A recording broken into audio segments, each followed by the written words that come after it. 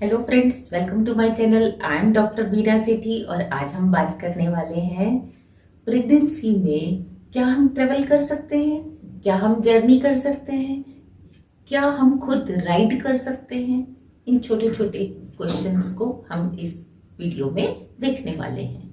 सबसे पहले कि आपकी जो प्रेगनेंसी है उसको हम 3 ट्राइमेस्टर में बांट के चलते हैं। First 3 month, then second 3 month, then last 3 month. तो फर्स्ट 3 मंथ वैसे भी रिस्की होते हैं। आप अगर जर्नी नहीं भी कर रहे तो भी घर पे आप सीढ़ियां चढ़ रहे हैं, आपने कोई वेट उठाया, कोई आपने फिजिकल एक्टिविटी की, चाहे आप अपने घर में पंखा साफ कर रहे हैं और आप एकदम स्टूल से नीचे आ गए, तो इस तरीके के जर्क्स जो हैं वो फर्स्ट ट्राइमेस्टर में हमें अवॉइड करनी चाहिए। लेकिन अगर आप खुद स्कूटी चला रहे हैं और आप कोई गाड़ी चला रहे हैं, क्योंकि फर्स्ट ट्राइमेस्टर में आपको मॉर्निंग सिकनेस रहती है और अगर आपको वो है और आपको उसका लेवल ज्यादा है तो आपने खुद ने स्कूटी नहीं चलानी है, क्योंकि रास्ते में आपकी तबीयत खराब हो सकती है और आपके बेबी को कोई नुकसान हो सकता है। क्योंकि जरूरी नहीं है कि बेबी को नुकसान हो, आपको नुकसान हुआ वो भी तो एक नुकसान ही है ना। इसी तरीके से अगर आपका बीपी अंडर कंट्रोल नहीं है, आपको बीपी फर्स्ट ट्राइमेस्टर से ही बढ़ रहा है या पहले से आपको बीपी रहता है, तो आपने बीपी को कंट्रोल करके चलना है और जर्नी को अकॉर्डिंगली डिजाइन करना है।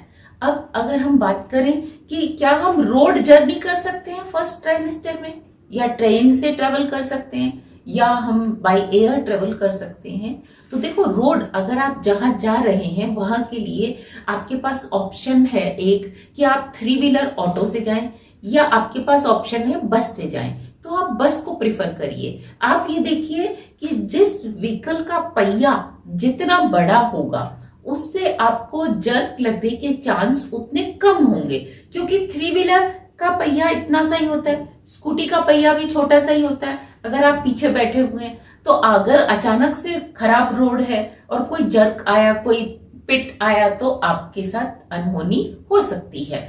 लेकिन अगर आप बस में बैठे हुए हैं तो आपको उसकी चांस कम है। और ट्रेन के केस में तो ट्रेन का तो वैसे भी जर्नी काफी कंफर्टेबल होती है, तो आप हो सके तो रोड जर्नी को अवॉइड करके फर्स्ट ट्राइमेस्टर में ट्रेन से या प्लेन से अगर आप जा सकते हैं तो एयरक्राफ्ट से जाइए। कई बार छोटी मोटी डिस्टेंस होती है जहां पे हमें बस या ऑटो ही सूट करते हैं, तो आपने बस से ट्रेवल करना है। और अगर अपनी कन्वेंस अपना 4 व्हील है तो आप अपने 4 व्हील से जाइए और ध्यान रखिए कि टाइम टू टाइम आप पानी पीते रहिए, अपने आप को हाइड्रेट रखिए, खाली पेट ट्रेवल मत करिए। बीच में हो सके तो अपने 4 व्हील को रोक के थोड़ा सा रेस्ट लीजिए, अपनी साइड चेंज करिए और फिर चलिए। अब बात आती है सेकेंड ट्राइमेस्टर और थर्ड ट्राइमेस्टर की। सेकेंड ट्राइमेस्टर में एज सच कोई दिक्कत नहीं होती, आप रोड से भी ट्रेवल कर सकते हैं और आप ट्रेन से भी कर सकते हैं, आप बाय एयर भी जा सकते हैं, आप बाय शिप भी जा सकते हैं। एज सच ना तो आपको मॉर्निंग सिकनेस होती है 99% केसेस में, और ना ही आपको कोई प्रेगनेंसी से रिलेटेड प्रॉब्लम होती है। बस आपने ये ध्यान देना है कि जिस मोड को आप ले रहे हैं वो कन्वीनियंट हो और वो वेदर कंडीशन हो। यानी कि अगर आप गर्मियों में कर रहे हैं तो अगर उसमें एसी है तो आपको और अच्छा रहेगा। और साथ में आप ध्यान देंगे कि लंबी जर्नी एक साथ नहीं करनी, आप थोड़ा थोड़ा उसको ब्रेक करके भी कर सकते हैं। और बाय एयर जाते समय आप इंटरकॉन्टिनेंटल को अवॉइड करिए, क्योंकि उसमें आपको काफी लंबे टाइम तक एक ही जगह बैठना होता है, तो आप उसको अवॉइड कर सकते हैं तो करिए। अदरवाइज अगर आप उसको ब्रेक कर सकते हैं तो अपना प्लान ब्रेक वाला बनाइए।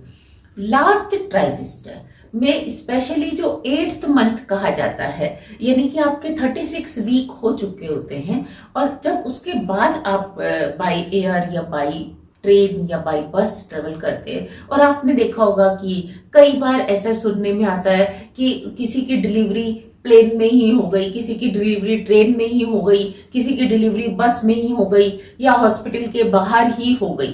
तो ऐसा क्यों होता है, कब होता है? तो ध्यान दीजिए, अगर आपके 7th मंथ तक नॉर्मल रहे हैं तो भी 8th मंथ में आपको प्रिकॉशन लेने की जरूरत होती है, क्योंकि बेबी का जो हेड है वो नीचे आ चुका होता है और उसका ज्यादा प्रेशर पड़ता है आपके सर्विक्स पर। और अगर सर्विक्स का मुंह ऑलरेडी थोड़ा सा खुला हुआ है, या आपकी पहले से हिस्ट्री रही है प्री मैच्योर डिलीवरी की, या आपकी मसल्स वीक हैं, आपको बार बार लीकेज हो जाती है यूरिन की, या वाटर बैग से जो रप्चर हो रहा है पानी, तो ऐसे केसेस में आप हर तरह की जर्नी को अवॉइड कर सकते हैं।